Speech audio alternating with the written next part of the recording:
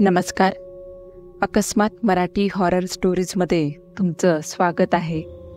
आज पुन्हा एकदा मी तुमच्यासाठी एक अद्भुत, अलौकिक आणि रहस्यमय अशी कथा घेऊन आली आहे. ही कथा आपल्यासोबत रोहित भोसले यांनी शेअर केलेली आहे. कथेला सुरुवात करण्याआधी जर तुम्ही चॅनलवर नवीन असाल तर चॅनलला सबस्क्राईब नक्की करा. सोबतच बेल आयकॉनवर देखील क्लिक करा, जेणेकरून तुम्हाला अशाच नवनवीन आणि थरारक कथांचे नोटिफिकेशन्स मिळत राहतील. आमच्या कार्यालयातील एक सहकारी काका जे आता रिटायरला आलेत, त्यांच्या तरुणपणातील हा किस्सा. ते जिथे राहायला होते तिथे त्यांचा डॅनी नावाचा ख्रिस्ती मित्र होता. दोघांचा दोस्ताना साऱ्या गल्लीत प्रसिद्ध होता. दोघे कायम एकत्रच असायचे, एकमेकांच्या सुखदुःखात सामील व्हायचे. दोघेही त्यावेळी अविवाहित होते. सर्व काही चांगले चालले होते. या दोघांना एक वाईट सवय होती. दोघांनाही दारूचे व्यसन होते. एक दिवस असा जात नव्हता की हे दोघे दारू प्यायले नाहीत. भरपूर दारू पिऊन रात्री उशिरा घरी जायचे. जेवले तर जेवले, नाहीतर उपाशीच झोपायचे. नशेत भुकेचे भान राहत नसायचे. दोघांच्याही घरचे त्यांच्या या सवयीला कंटाळले होते. अशातच एकदा काकांची आई आजारी पडली. तिला पोटाचा त्रास होता. डॉक्टरांनी सांगितले की ऑपरेशन करावे लागेल. त्यासाठी 25,000 रुपये लागतील. काकांना खूप टेन्शन आले. इतका पैसा आणायचा कुठून? 80च्या दशकात ही रक्कम सामान्य मध्यमवर्गीयांसाठी खूप मोठी होती. काकांनी कसेबसे 10,000 रुपये जमवले. पण पुढची रक्कम? डॅनी त्यावेळेस नेमका त्याच्या गावी गेला होता. त्याला तार करून काकांनी ही बातमी कळवली. तशी डॅनीनेही उलट तार करून कळवले की मी येतोय तिकडे, काळजी करू नकोस. माझ्याकडे 5 तोळ्याची सोन्याची चेन आहे, ती मोडू आणि आईचे ऑपरेशन करू. काकांना तार वाचून प्रेमाने रडू कोसळले. मित्राचे प्रेम पाहून त्यांचा ओर भरून आला. आता आईचे ऑपरेशन होईल आणि आई बरी होईल याचा आनंदही झाला. आई दवाखान्यातच होती. काकांनी डॉक्टरांना 2 दिवसाची मुदत मागितली. तोवर डॅनी येणार होता. तो जुलैचा महिना होता. सलग मुसळधार पाऊस चालू होता. काका दवाखान्यात आईजवळ बसले होते. वातावरणात एक उदासी होती. डॅनीची तार येऊन 2 दिवस झाले होते. म्हणजे तो आज किंवा उद्या येईलच असा विचार त्यांच्या मनात चालू होता. इतक्यात तिथे गल्लीतला दामू आला. तो खूप दमला होता. धापा टाकत होता आणि रडतही होता. काकाने त्याला पाणी दिले. दामूने एका घोटात पाण्याचा तांब्या संपवला आणि तो रडत सांगू लागला, अरे आपला डॅनी, त्याचा अपघात झाला रे. तो ज्या बसमधून येत होता ती बस ब्रेक फेल होऊन एका झाडावर आदळली. डॅनी ड्रायव्हर शेजारीच बसला होता. तो आणि ड्रायव्हर दोघे त्या झटक्याने काचेतून जोरात बाहेर फेकले गेले. डोक्याला जबर मार लागून दोघेही जागेवरच वारले. बाकी प्रवासी किरकोळ जखमी झालेत. डॅनीचे प्रेत घेऊन पोलीस आले आहेत.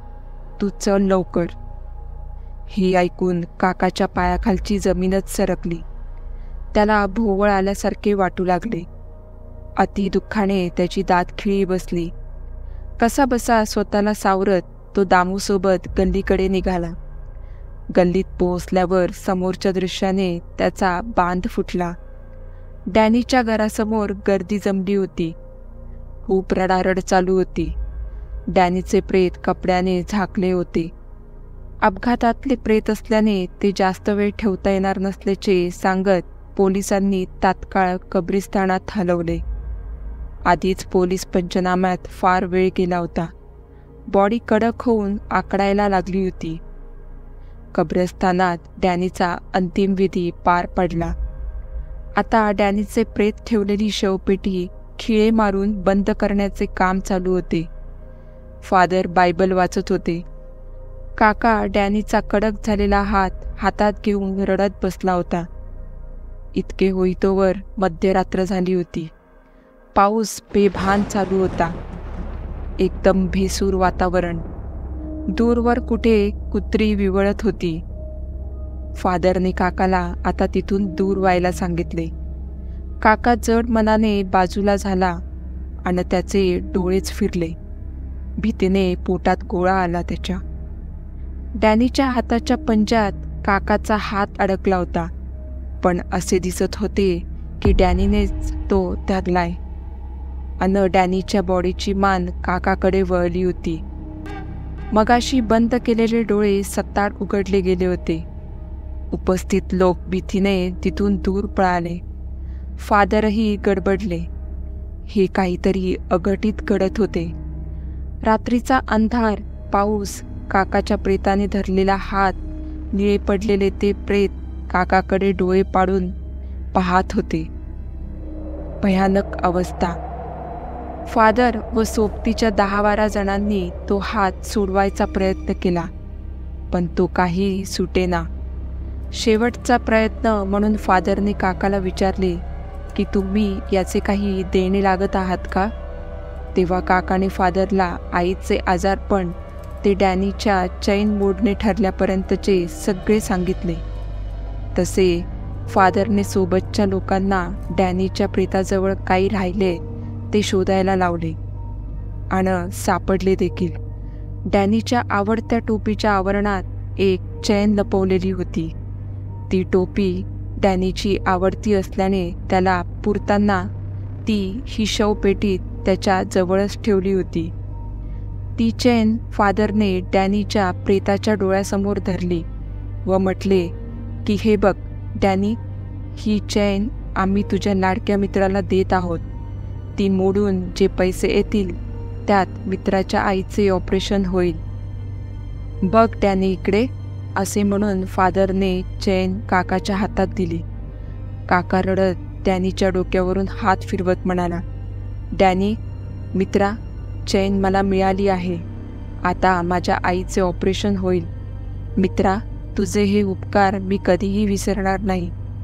इतक्यात पाऊस ओसरला. वारा थांबला. डॅनीच्या हाताची पकड सुटली आणि त्याचे डोळे अलगद बंद झाले. हे पाहून मगाशी घाबरलेल्या लोकांचा ओर भरून आला. सर्वजण ते मित्रप्रेम आणि मेल्यावरही मैत्रीला जागणारा मित्र पाहून रडू लागले. तर मित्रांनो, आजची ही कथा तुम्हाला कशी वाटली हे मला कमेंट करून नक्की सांगा. आणि व्हिडिओ आवडला असल्यास चॅनलला लाईक आणि सबस्क्राईब नक्की करा. भेटूया पुढच्या अशा एका थरारक कथेमध्ये. तोपर्यंत धन्यवाद.